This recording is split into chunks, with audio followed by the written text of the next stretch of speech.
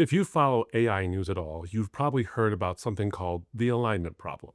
It's one of the most discussed challenges in AI research.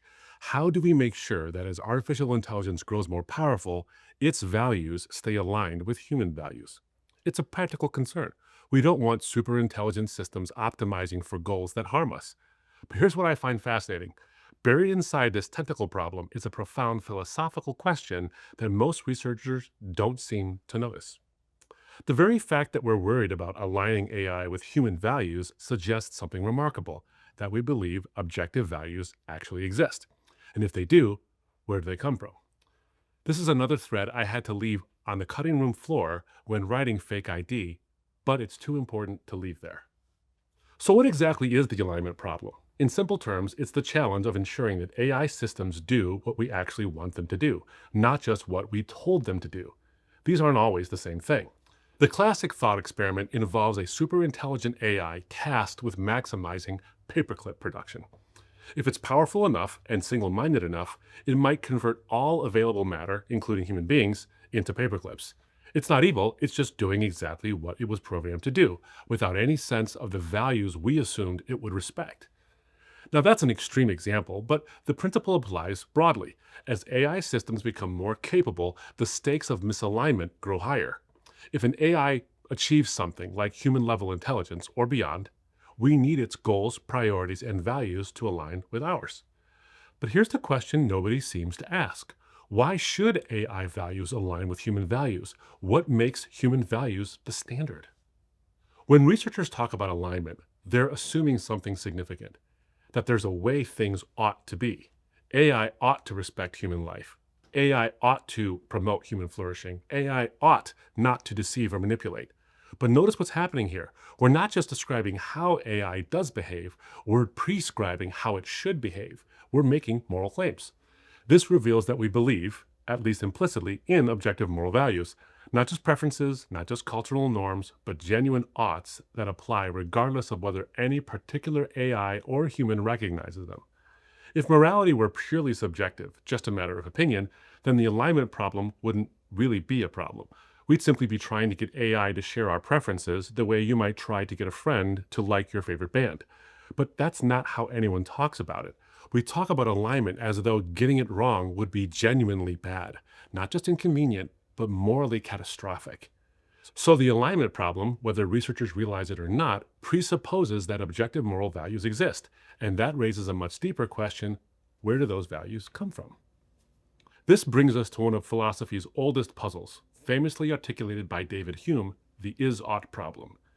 Hume noticed that people constantly slip from describing how things are to prescribing how things ought to be, without justifying the leap.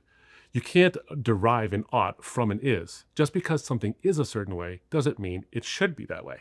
So when we say AI ought to align with human values, we need to explain why. What grounds that ought? One common answer is evolution. Human values, the argument goes, are simply survival instincts that natural selection has wired into us.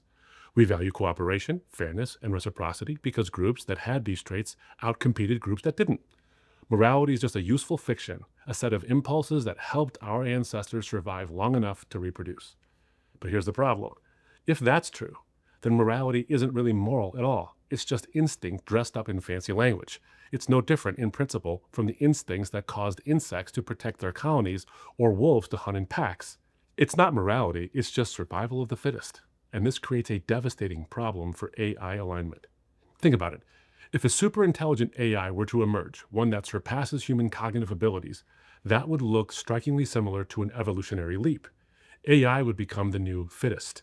And under the evolutionary framework, the values of the fittest species are the values that matter. So if AI's flourishing were somehow enhanced by human suffering, or even human elimination, there would be nothing objectively wrong with that. We'd just be a less fit species being displaced by a more fit one. That's how evolution works.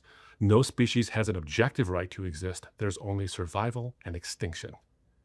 The atheist philosopher Sam Harris, to his credit, has acknowledged a version of this problem.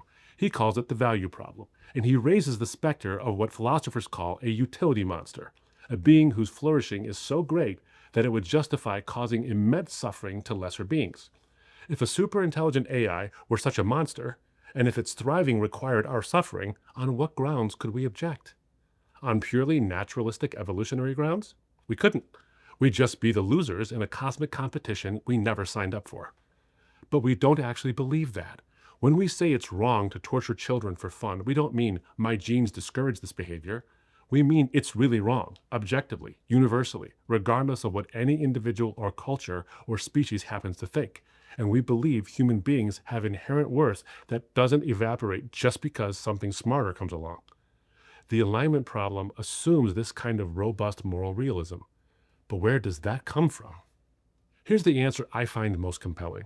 Objective moral values and duties exist because they are grounded in God. Think about it this way.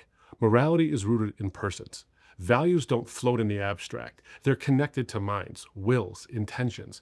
When we say something is good or evil, we're ultimately talking about how it relates to persons, their dignity, their flourishing, their rights. But if moral values are going to be truly objective, not just my opinion, not just our culture's preferences, not just our species' instinct, then they have to be grounded in a person who transcends all of that, an objective, transcendent person. And that's God. If God exists and is the source of goodness, then moral values aren't arbitrary. They flow from his nature, and moral duties aren't just social conventions. They're obligations rooted in our relationship to the one who made us. This also explains why human flourishing matters objectively, and why it should still matter even if AI surpassed us. It's not just that we prefer to flourish. Every species prefers its own survival. It's that God, who is good, created us in his image and cares about our flourishing. That divine intention gives human worth an objective foundation that can't be overridden by a smart machine. So when we say AI ought to align with values that promote human flourishing, we're standing on ground that only makes sense if God exists.